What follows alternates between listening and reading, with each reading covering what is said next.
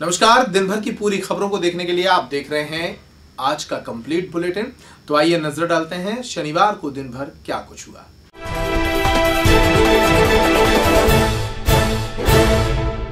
नमस्कार, खबर दिन भर में आपका स्वागत है। मैं हूं शिवेंद्र शुक्ला। हम बात करें पिछले साल की यानी सन 2018 की। सन 2018 में सड़क हादसों की बाढ़ छतरपुर जिले में आई। इस पूरे साल 176 हादसे दर्ज किए गए, जिनमें से 44 लोगों को जान से हाथ धोना पड़ा। ट्रैफिक के दबाव के चलते शराब पीकर वाहन चलाने और बिना हेलमेट के दोपहिया वाहन चलाने और ओवरलोड वाहनों की वजह से इस तरह के हादसे सामने निकल कर आए हैं।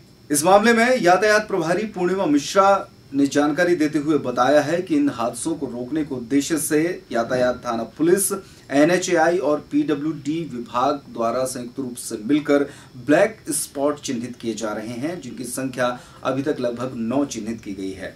इनमें लोगों को सूचनात्मक साइन बोर्ड लगाए जाएंगे, जिसमें शराब न पीने की हिदायत दी जाएगी, हेलमेट लगाकर वाहन चलाने की सुझाव दिए जाएंगे, उनको सलाह दी जाएगी। इसके अलावा अन्य सुझाव भी यहाँ पर दिए जाएंगे।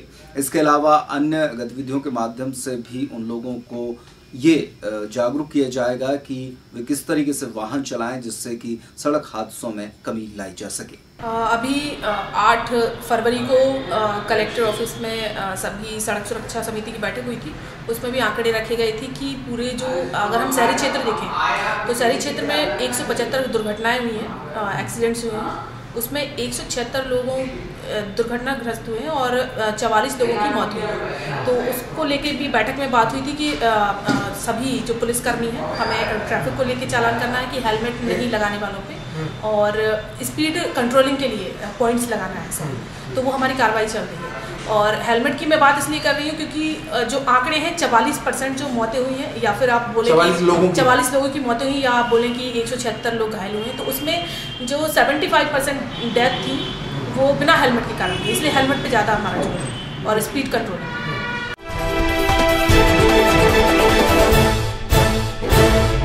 नमस्कार, खबर दिन भर में आपका स्वागत है। मैं हूं शिवेंद्र शुक्ला। बहुजन क्रांति मोर्चा द्वारा जेल भरो आंदोलन का आयोजन किया गया था। शुक्रवार को इस आंदोलन के तहत इस मोर्चा के लोग कलेक्ट्रेट पहुंचे और उन्होंने महामहिम राष्ट्रपति के नाम एक ज्ञापन सौंपा है। इस ज्ञापन में मांग की गई है कि वीवीपैट से जो पर्ची बटन दबाने के बाद निकलती है, चुनाव में उस पर्ची की भी गिनती की जाए, क्योंकि सिर्फ EVM की गिनती पर उनको भरोसा नहीं है।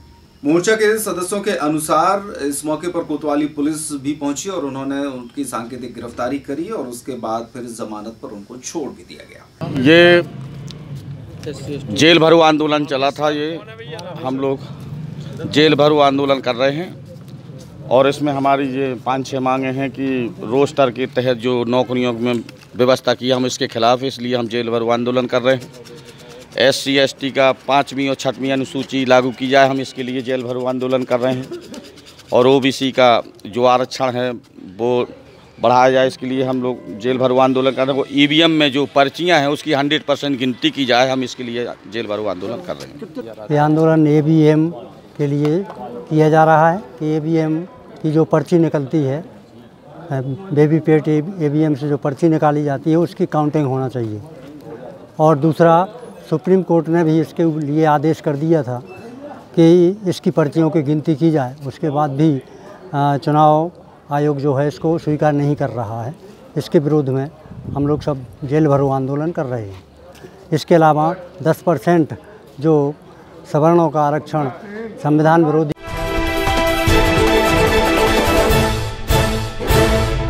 नमस्कार, खबर दिन भर में आपका स्वागत है। मैं हूं आपके साथ शुभम सोनी और आप देख रहे हैं पैप्टिक टाइम न्यूज। खबर दिन भर के इस बुलेटिन में चलिए आपको दिखाते हैं एक अच्छी खबर जो कि बिजावर से है। कमला सरकार द्वारा किसानों के लिए ऋण माफी की योजना चलाई गई थी, जिसमें तमाम प्रकार के किसानों को उसका लाभ मिलना भी शुरू हो गया है। और इसी तारतम्य में बिजावर के नवनिर्वाचित विधायक राजेश शुक्ला यानी बबलू शुक्ला के द्वारा किसान ऋण माफी के प्रमाण पत्र किसानों को वितरित किए गए। आइए दिखाते हैं पूरी खबर तस्वीरों के माध्यम के साथ। आपको बता दें, विधानसभा बिजावर के विधायक राजेश शुक्ला के मुख्य अतिथित्व में बिजावर के मेला ग्राउंड में जय किसान ऋण माफी योजना के अंतर्गत तकरीबन 2 लाख रख के ऋणी किसानियों को लाभ दिया गया है। ऐसे किसान जो काफी सालों से अपना ऋण नहीं चुका पा रहे थे, उन्हें प्रदेश सरकार द्वारा ऋण माफी की योजना के तहत तकरीबन 10,970 किसानों के फॉर्म भरे हुए थे, लेकिन जिनमें से 6,574 किसान ही इसके पात्र हुए और जिन्हें तकरीबन 22 करोड़ 16 लाख रुपए की नकदी ऋण माफी योजना का लाभ भी किसानों को दिया गया। वहीं बचे हुए बाकी के किसानों के लिए भी जांच अभी जारी है और जैसे ही उनके भाई जांच और प्रोसेस पूरी होती है तो उन किसानों को भी ऋण माफी की योजना का लाभ दिया जाएगा। एवं सबसे महत्वपूर्ण सम्मानित हमारे बिजावर विधानसभा क्षेत्र की जनता जनार्दन, कैसे भैया जो अतिथि होते बैठ भी मिलू की ताकत तमोरे आओ तो तमोरन की दम पैसे बैठ भी बदल लगे।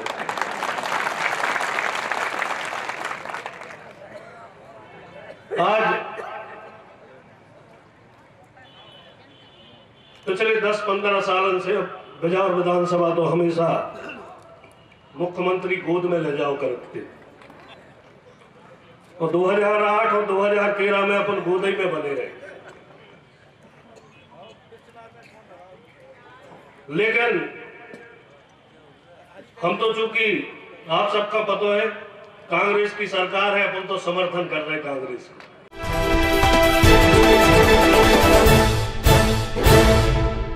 नमस्कार, खबर दिन भर में आपका स्वागत है। इस बुलेटिन में देखेंगे शिवरात्रि की खबर को। सोमवार को पूरे देश में शिवरात्रि का महापर्व मनाए जाने की तैयारियां हैं। छतरपुर में भी शिवरात्रि का पर्व अनूठे अंदाज में मनाया जाता है। यहाँ पिछले 47 वर्षों से श्रद्धालुओं के द्वारा भगवान शिव की बारात निकाली जाती है और संकट मोचन मंदिर में वधु पक्ष के रूप में यहाँ के लोग इस बारात का स्वागत करते हैं। शिवरात्रि मनाने के लिए ज्ञानोदय नवयुवक संघ ने तैयारियां शुरू कर दी हैं। ये संघ 4 तारीख को छतरपुर के गांव की देवी मंदिर से भगवान शिव की बारात उठाएगा और फिर ये बारात संकट मोचन मंदिर पहुंचेगी। तो बारात में भगवान शिव के भक्त जो है नाचते गाते संकट मोचन मंदिर पहुंचेंगे, जहां पर संकट मोचन सेवा समिति के द्वारा बारात का स्वागत किया जाएगा। उधर संकट मोचन मंदिर में मां पार्वती के मंडप का कार्यक्रम भी आयोजित किया गया, जहां शहर के कई गणमान्य नागरिक पहुंचे और मंडप के भोज का आनंद लिया। इस मौके पर मां पार्वती के विवाह के पूर्व लगुन लिखने की जो एक परंपरा होती है उसको भी निभाया गया।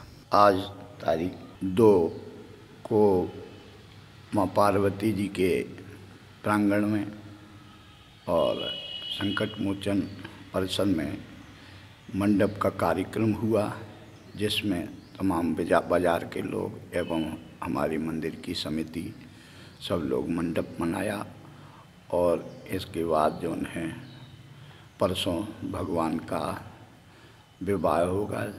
उनका पहले टीका माने तिलक होगा, तो उनकी विधिवत विवाह होगा एवं सारे कार्यक्रम जे हम और हमारी समिति संकट मोचन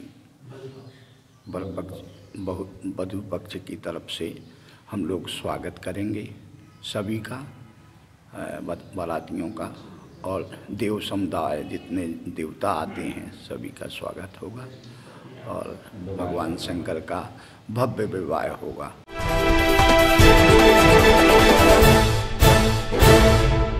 नमस्कार, खबर दिन भर में आपका स्वागत है।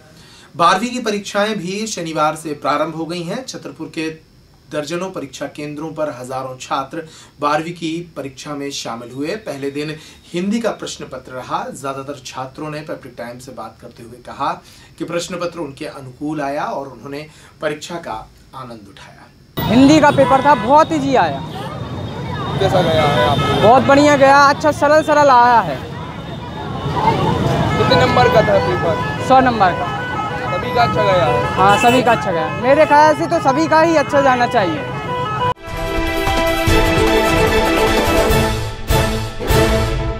नमस्कार, खबर दिन भर में आपका स्वागत है। शहर के गांव की देवी मंदिर में इन दिनों एक स्वर्ण मंदिर की स्वरूप में भगवान शिव के परिवार का एक मंदिर बनाया जा रहा है।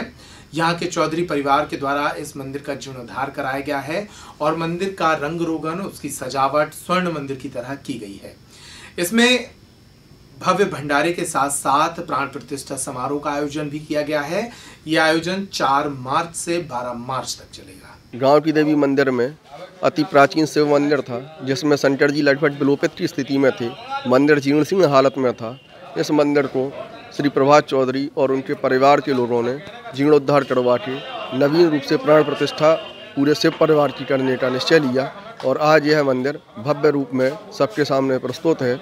4 तारीख से लेकर 12 तारीख तक विभिन्न कार्यक्रमों के माध्यम से शिव परिवार का पूजन होगा।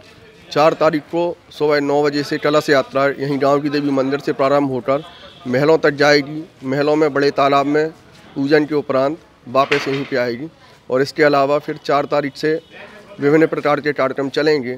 9 तारीख को सामूहिक सुंदरकांड का पाठ, 11 तारीख को यहाँ पर भजन संध्या और 12 तारीख को विशाल भंडारा संपन्न होगा।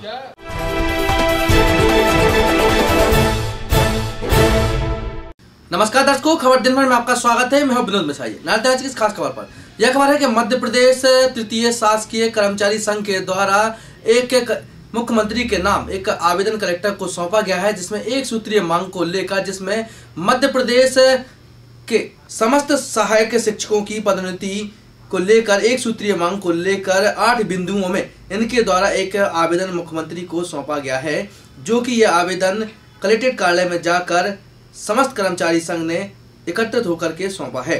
यह कि मध्य प्रदेश के 1980 से नियुक्त सहायक शिक्षक लगातार 38 वर्षों से एक ही पद पर कार्यरत हैं। उन्हें आज तक पदोन्नत नहीं किया गया है। इसी तरह 8 सूत्रीय बिंदु को लेकर इनके द्वारा एक आवेदन सौंपा गया है। इनके द्वारा मांग किया गया है कि मध्य प्रदेश के समस्त सहायक शिक्षकों की पदोन्नति की जानी चाहिए। समस्त सहायक शिक्षक हैं, इनके पदोन्नति के संबंध में आज जिला कलेक्टर महोदय के माध्यम से माननीय राज्यपाल महोदय, माननीय मुख्यमंत्री महोदय, माननीय शिक्षा मंत्री को ज्ञापन दिया गया।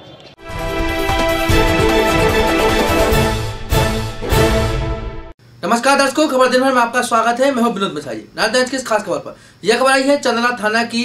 चंदला थाने में रहने वाला पंचापाल जब अपने पुत्र के साथ ग्वालियर में कामकाज के लिए गया था कि कुछ काम मिल जाए, जिसको लेकर वहां पर एक युवक से उसकी मुलाकात हुई, जिसका नाम है कमल शर्मा। कमल शर्मा इसे काम करने के लिए 12,000 रुपए वेतन देने के लिए वहां से ले गया, लेकिन अब इसका आरोप है कि पंचा को बड़ी मुश्किल में छोड़ा और इसके पुत्र को अभी भी वह काम के लिए रखा हुआ है, जिसको लेकर पुलिस अधीक्षक से एक शिकायती आवेदन के तौर पे इसने शिकायत की है कि सेवक पाल, जो कि मेरा पुत्र है और जो काम के लिए वहां पर गया हुआ था, उसे कमल शर्मा के द्वारा बंधक बना करके काम कराया जा रहा है, उसे वहां से छोड़ दिया जाए। ये हम ग्वालियर में काम करते थे, वहाँ बैठे थे 1 नंबर में, और बोला कि 12,000 में चलोगे दोनों जाने, तो हम बोला कि हाँ चलेंगे। तो बोला कि चलो, तो हम झोरा उठाने लगे, इतने में हमारा बच्चा सेवक पाल को ले गया। फिर उसने नंबर भर सही दिया है और नाम दूसरे का दिया है। फिर वहाँ गए, हम रुपाटी पहुँचे तो हमको पकड़ लिया। 8 दिन में हम छट के आए। फिर थाने गए, वहाँ थाने में बताया दरोगा जी को, उसने बुलवाया नंबर से। फिर वहाँ से कहा कि इसका बच्चा दो। बोले हुई कमल शर्मा की ठीक है, अपना बच्चा ले आओ। कह रहे थे कि भाग गया। और फिर जब रिपोर्ट करने गए हम, तो वो बोल रहे थे कि इसके हाथी में दे दिया। तो मैंने कहा कि बजरंगी के सामने कसम कर दो, तो बोले कि वो तो भाग गया है।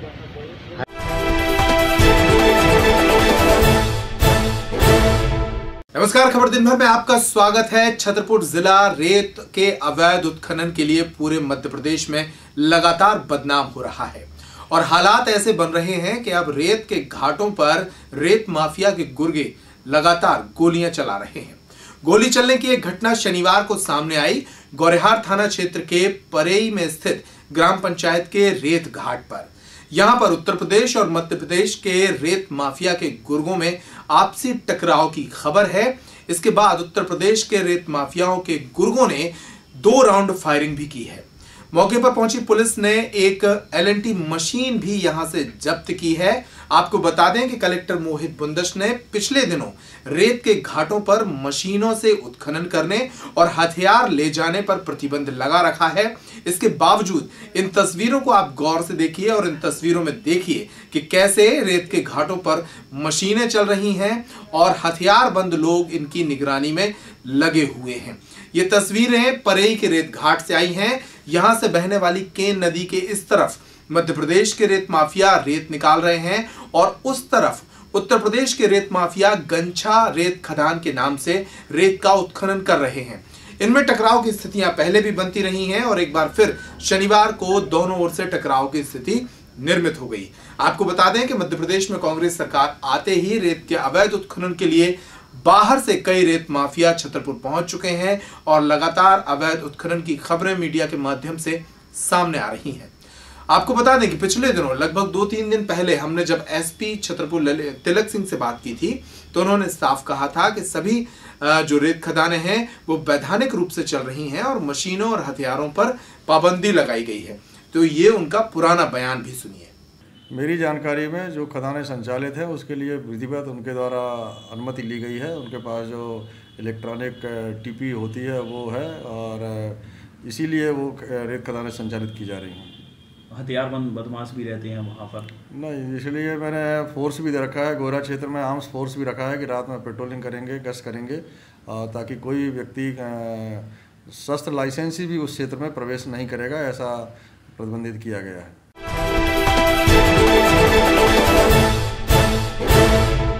नमस्कार, खबर दिन भर में आपका स्वागत है। सरकार बदली तो लोगों को एक उम्मीद थी कि छतरपुर शहर के तालाबों पर फैले अतिक्रमण को हटाया जाएगा, लेकिन इस उम्मीद के उलट कई तालाबों पर अतिक्रमण के मामले बढ़ रहे हैं। संकट मोचन और ग्वालमंगरा तालाब की स्थिति यह है कि यहां रातों रात सैकड़ों ट्रॉली मलबा डाला जा रहा है और तालाब के रकबे को कम किया जा रहा है।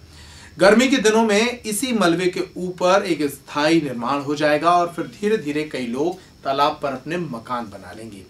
इस मामले में लगातार मीडिया की नजर है, फिर भी प्रशासन की ओर से कोई ठोस कार्रवाई नहीं हो रही है। इस संबंध में कांग्रेस नेता अनीस खान ने कहा है कि जल्द ही नगरपालिका से बात कर वे इन तालाबों के अतिक्रमण को हटाने की रूपरेखा बनवाएंगे और अगर नहीं हुआ तो आंदोलन करेंगे।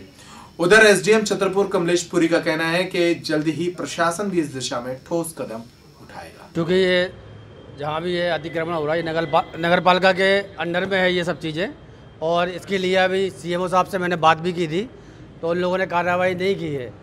मैंने इस संबंध में SDM साहब से बात की थी, क्योंकि SDM साहब कल भोपाल में थे, आज आते हैं तो मैं उनसे व्यक्तिगत मिलकर इन सब चीज़ों को रुकवाता हूँ। शहर के अतिक्रमण को लेकर जानकारी मुझे भी प्राप्त हुई है।